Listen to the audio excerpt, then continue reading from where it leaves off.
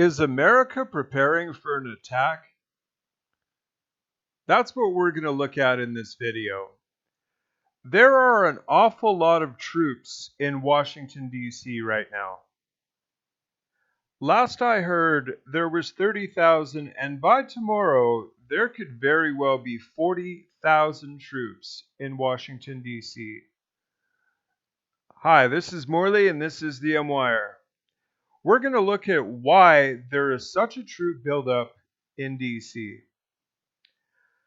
So the most popular theory is that Donald Trump is going to invoke the Insurrection Act, and basically there's going to be mass arrests not only in Washington but all over the country.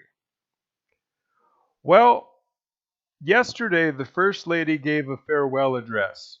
Not that that proves anything. I mean, that could very well be part of the ploy here to lend to the illusion that Donald Trump is simply going to ride off into the sunset from the White House. But at the same time, I'm also a realist. No one would like Donald Trump to invoke the Insurrection Act more than me, folks. Believe me. We all feel cheated out of an election. That's what anyone watching this video shares. We feel cheated, we feel robbed, and we're worried about what the next government will bring.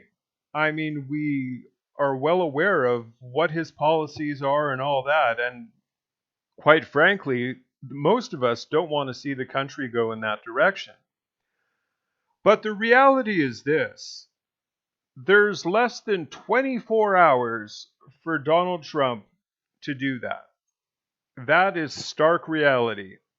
If it does not happen in less than the next 24 hours, I don't think there's any value in holding on to that hope. He certainly can't invoke the Insurrection Act when he's no longer the President of the United States. This is for sure. That's not even so much as debatable at this point.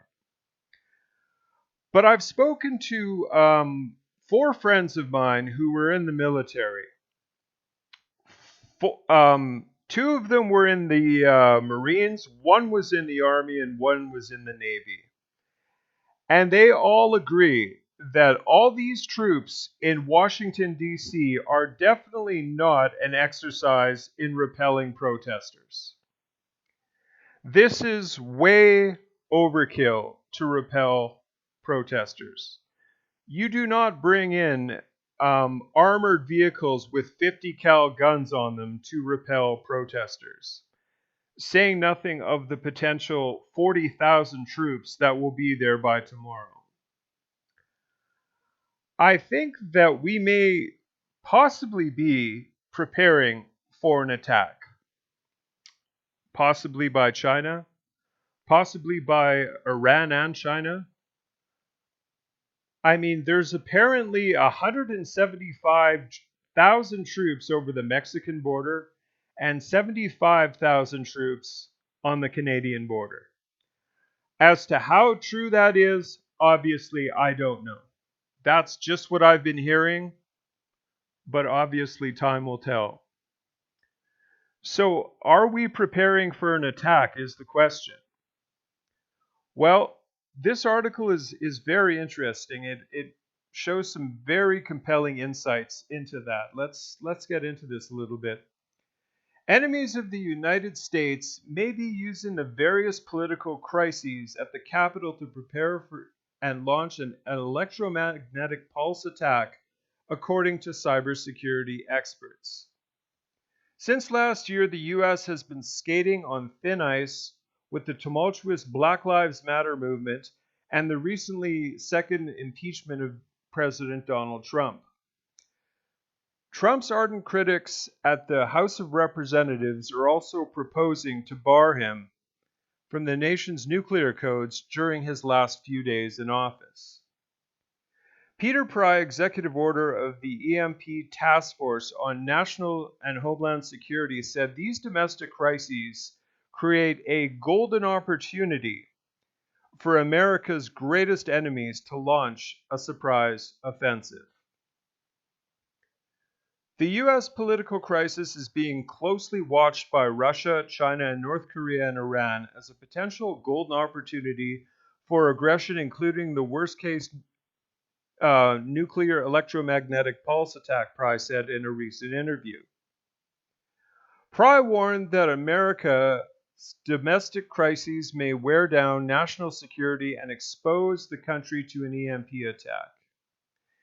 An EMP is an invisible and silent burst of electromagnetic energy that creates electromagnetic equipment and usually knocks out the power grid.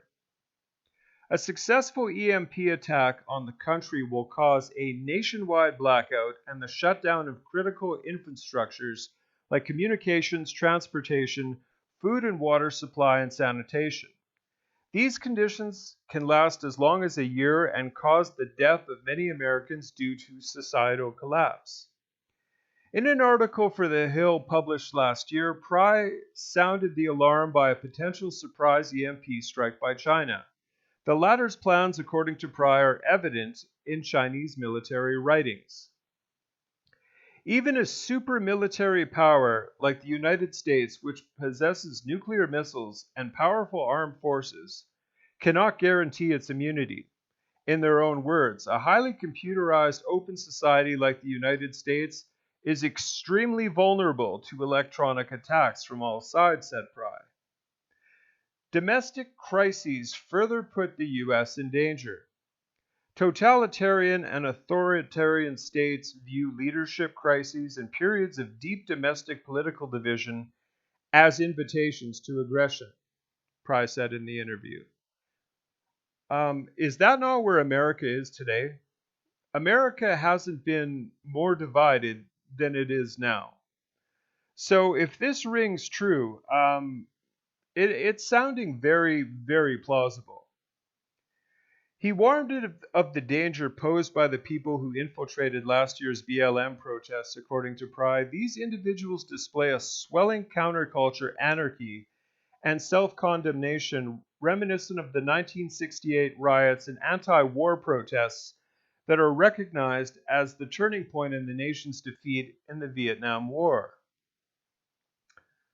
To make matters worse, House Speaker Democratic Rep. Nancy Pelosi demanded the Department of Defense to remove Trump's access to the nuclear codes.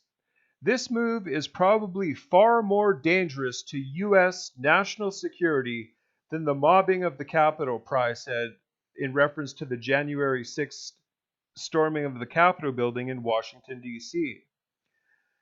Civil crises can lead to WW3 Cybergeddon. Pry warned that these civil crises can lead to World War III Cybergeddon, where the internet and electric grid go down. When that happens, a total of 295 million people, or 90% of Americans, could die within the first year due to starvation, disease, and societal collapse.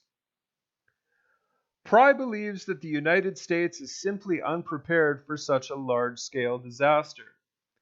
As proven by its inadequate response to the COVID-19 pandemic, he noted that in the Hill article that the U.S. spent decades and billions of dollars preparing for biological warfare and funding health and defense departments, which should have contingency plans to protect Americans from lethal biological weapons.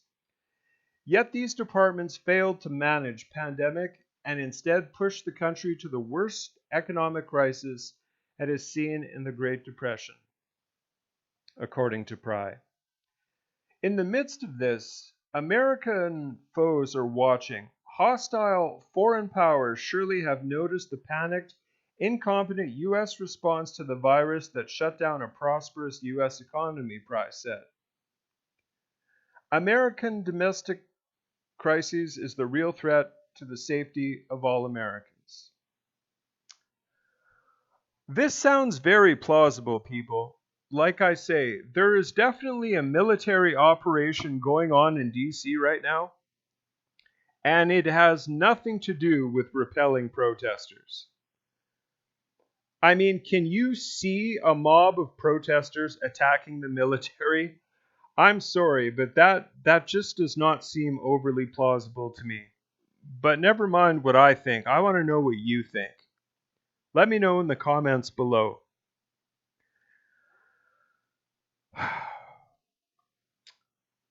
What a dark time we are in for our country. One way or the other, it's looking pretty bleak at this moment, folks. I don't mean to sound negative, but I'm just expressing my thoughts here. But I want yours. Please like, comment, share, and subscribe, as that would greatly help out the channel in this age of legendary censorship. God bless each and every one of you. Stay strong.